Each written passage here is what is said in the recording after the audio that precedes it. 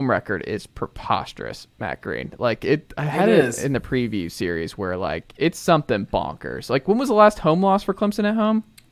I know they lost to Pittsburgh that year. I think they won the national championship with Watson. Mm-hmm. I know they lost to Pittsburgh. I want to say that was at home. That's like 2016. Okay, so that's 2016. They had the longest home winning streak in college football. 28 that's games. The last one. That was the last that's gotta one. Was be Pitt. Yeah, so that goes way back. You know NC who else? State had a shot at one point in there. Like I remember missing a field goal like to win it, and then lost in overtime or something like that. Well, you know what's funny too? I mean, just man, that's wild. Yeah, Clemson. It just it's not happening in a very long time. All right, but keeping it moving. This is our Friday night game. We got Washington at UCLA. Mm-hmm. And UCLA is a 2.5-point home dog in this one.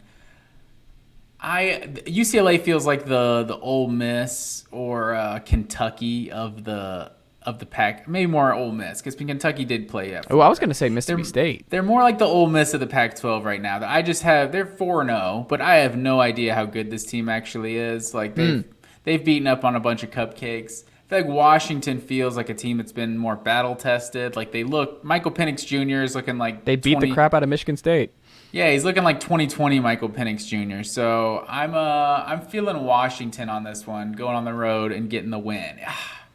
It goes against my weekday road game philosophy, but I went against it with Florida State, and it worked out with me when Florida State beat Louisville. But UCLA, I've been so discouraged by those crowd shots I see at UCLA. And I'm like, weekday road game only matters if the student body's getting up for this one. What percentage capacity is this stadium going to be on Friday night? 50? Like maybe? No, I would say like 20, 25. Yeah. Like you're looking at day games on Saturday. Like you're talking about a Friday night in LA. They got other things to do, man. They're not. They got other things going on in LA.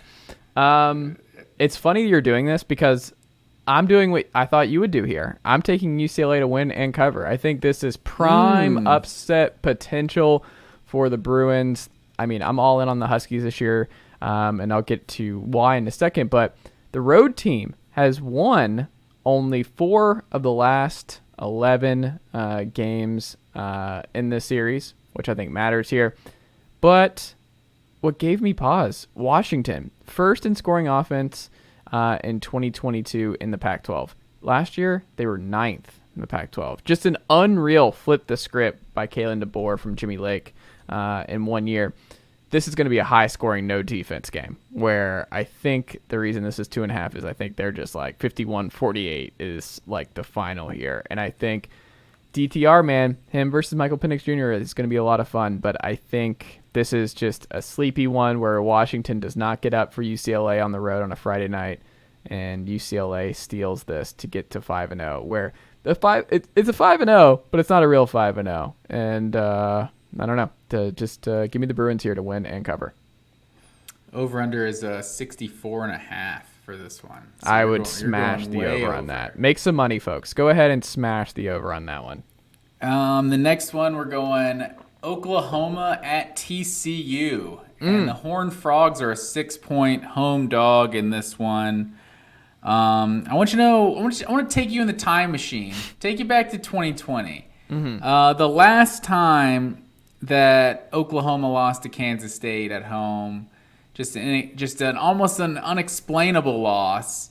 And when we probably came on this podcast the next week, like Oklahoma doesn't lose 2 games in a row, so we're gonna pick Oklahoma because they're just not gonna lose 2 conference games in a row. Mm-hmm. Dropped to 0-2 in the conference. Well, that is exactly what happened back in 2020 when they lost at Iowa State the very next week and dropped to 0-2 to start the Big 12 season. Mm-hmm.